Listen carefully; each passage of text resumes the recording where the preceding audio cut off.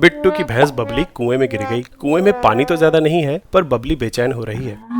जल्दी बाहर निकालना होगा। ताऊ जी कुएं में उतरे और बबली पे रस्सी लपेट दी। दोनों ने मिलके दम लगाकर रस्सी खींची, पर बबली तो हिली भी नहीं। अब क्या करें, इतना भारी वजन तो पप्पू पहलवान ही उठा सकता है। पप्पू पहलवान को बुलाया गया, पर ये क्या, पप्पू भी भैंस के आगे फेल हो गया। तभी बिट्टू के टीचर वहाँ से गुजर रहे थे। बिट्टू ने आवाज लगाई, एमआर सर, जो काम मुझसे नहीं हो पाया इस दुबले पतले टीचर से कैसे होगा। अरे एमआर सर, दिमाग लगाते हैं, मेहनत तो आपको ही करनी पड़ेगी। एमआर सर ने सिचुएशन का जायजा लिया। पूरी भैंस का वजन एक पुल्ली पे डाल रहे हो, इसलिए ज्यादा दम लगाना पड़ रहा है, और कुएं की इस रोड पे भी ज्यादा लोड आ रहा है, ये भी टूट सकती है। बिट्टू, मेरे घर से एक और पुल्ली मांग लाओ। बिट्टू एक एक्स्ट्रा पुली ले आया। एमआर सर ने रस्सी को रॉड पे बांधने को बोला और इसे पुली से ऐसे जोड़ दिया। इस रस्सी में तो कुछ वजन जुड़ा ही नहीं है, भैंस को कैसे खींचेंगे।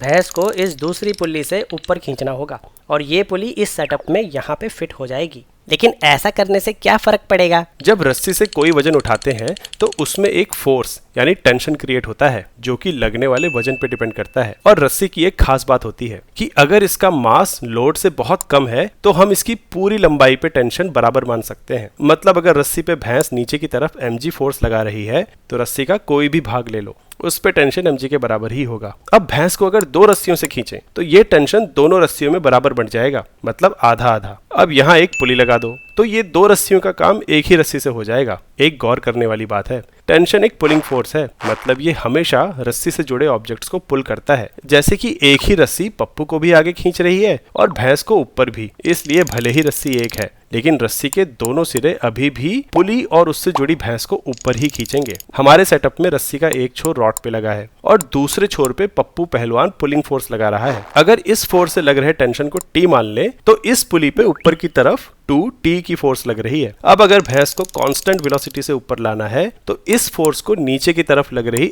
mg फोर्स के बराबर होना पड़ेगा। यहाँ से टेंशन की वैल्यू आ गई mg/2। ध्यान दें तो पहले वाले केस में एक ही रस्सी है जिसमें mg के बराबर टेंशन पैदा करने के लिए पहलवान को mg मैग्नीट्यूड की ही फोर्स लगानी पड़ेगी। लेकिन दूसरे केस में पहलवान के खींचने वाली रस्सी और भैंस को उठाने वाली रस्सी अलग अलग है, और अब उसे नीचे वाली रस्सी में mg का टेंशन क्रिएट करने के लिए ऊपर वाली रस्सी पे mg/2 की ही फोर्स लगानी होगी। इतना दम तो है पप्पू पहलवान में। बबली बाहर आ गई। आज समझ आया कि अकल भैंस से बड़ी क्यों होती है। वैसे एक बात बताओ, कुएं की इस रॉड पे दोनों केसेस में बराबर फोर्स लगेगी या अलग अलग?